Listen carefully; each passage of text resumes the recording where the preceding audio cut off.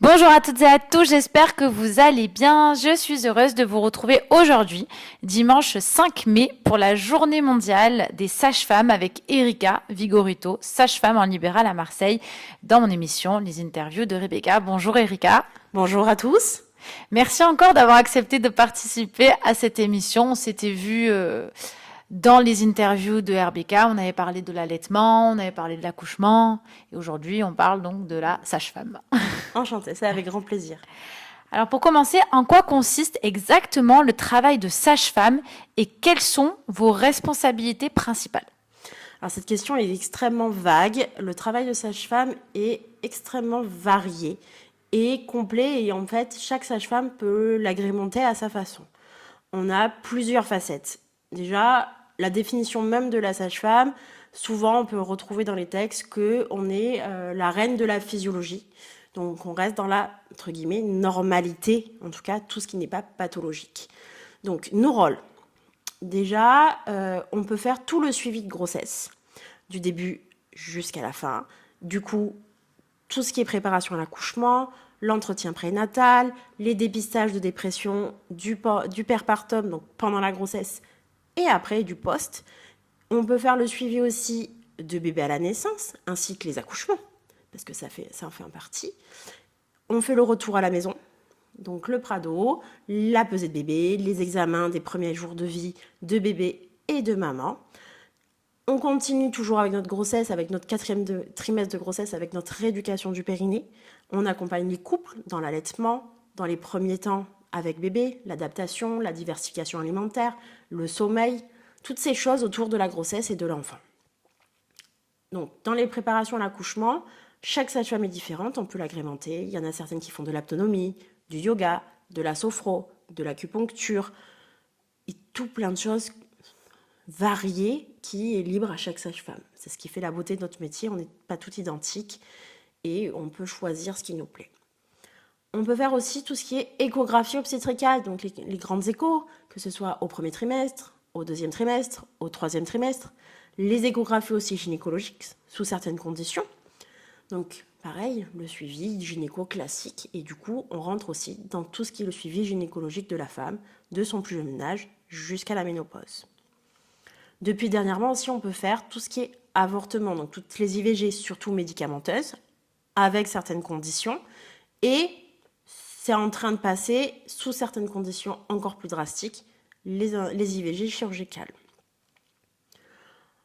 On peut faire aussi tout ce qui est vaccination de la femme enceinte, de l'enfant et autour de l'entourage. Alors pas tous les vaccins, parce qu'il y en a certains qu'on ne peut pas faire, mais une bonne partie dans le suivi obligatoire classique, on peut les faire.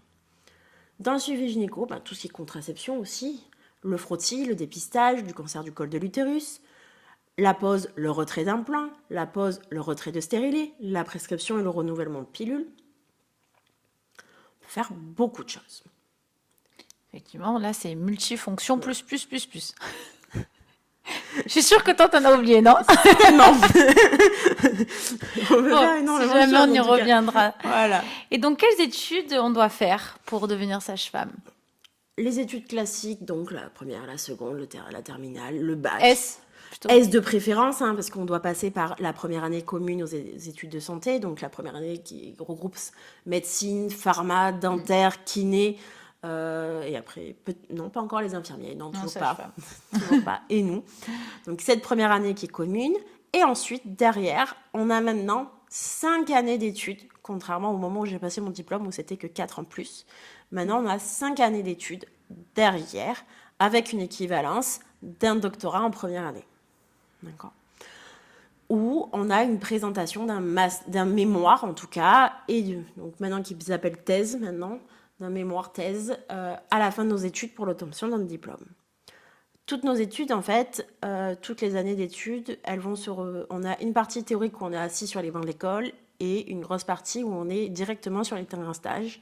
Dès la première année après le concours, on a en gros 3 semaines de stage, 1 semaine de cours, à peu près sur l'année. C'est vraiment de la pratique, on quoi. est énormément sur de la pratique, avec, à chaque fois qu'on est en semaine de cours, une partie en contrôle continu, où on a des examens quasiment à chaque semaine de cours, et les épreuves de fin d'année comme tous les ans, comme toute année de fac, classique. Ouais, l'enfer. Alors, quels sont les principaux défis auxquels tu es confrontée dans notre région? Dans notre région, alors c'est pas forcément que notre région, on va dire déjà la méconnaissance du rôle de sage-femme. Parce que beaucoup de personnes pensent qu'on est cantonné qu'aux accouchements et qu'à la grossesse, alors qu'on a plein de facettes, surtout au niveau gynécologique. On a plein de facettes, on prend un premier relais avant d'aller sur les complications ou autres, mais on est un premier relais de la femme, un peu comme un médecin généraliste, mais dans l'aspect sphère gynécologique et bien-être et sexualité et tous ces aspects-là. Mais du coup, comme il y a cette méconnaissance, les personnes hésitent à venir parce qu'elles ne sont pas au courant et attendent et à l'absence de leur suivi au niveau gynéco, parce que les délais d'attente des gynécos sont de plus en plus longs. Après, difficultés particulières à la région, on va dire, j'en vois pas tellement, ça dépend, c'est très variable au niveau des secteurs. Vous allez voir dans certains quartiers de Marseille, certaines sages-femmes vont être face à beaucoup de précarité, beaucoup de difficultés au niveau des familles, avec certains migrants ou autres, et dans d'autres, tout à fait, d'autres problématiques. C'est vraiment très dépendant des secteurs et de chaque personne en fonction. Est-ce que tu peux nous partager une anecdote ou une expérience qui illustre l'impact positif que vous, les sages-femmes, pouvez avoir dans la vie des femmes et des nourrissons? Alors, impact positif, anecdote. Alors, ça peut partir un moment un peu triste parce qu'on met les pieds dans le plat. Une maman que je connaissais pas qui vient pour un entretien prénatal au 4e mois.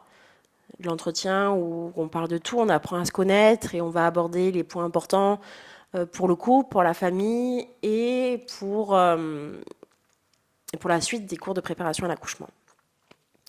À force de parler, cette maman, dans ses antécédents, me parle d'une dépression du postpartum sur des grossesses précédentes, donc plus à risque d'en faire une. Et il y a beaucoup de choses. Cet entretien dure très longtemps, j'ai dû rester 2h30 avec elle.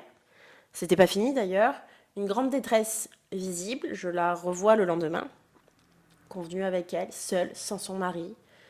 Et en continuant à discuter, on met le doigt dessus, une réalisation en fait, qu'elle est en cours de faire une dépression actuellement. Donc mise en place de soins, mise en place de liens, le temps qu'elle fasse son acceptation, parce que c'était difficile pour elle d'accepter cet état, parce qu'elle était déjà passée par là.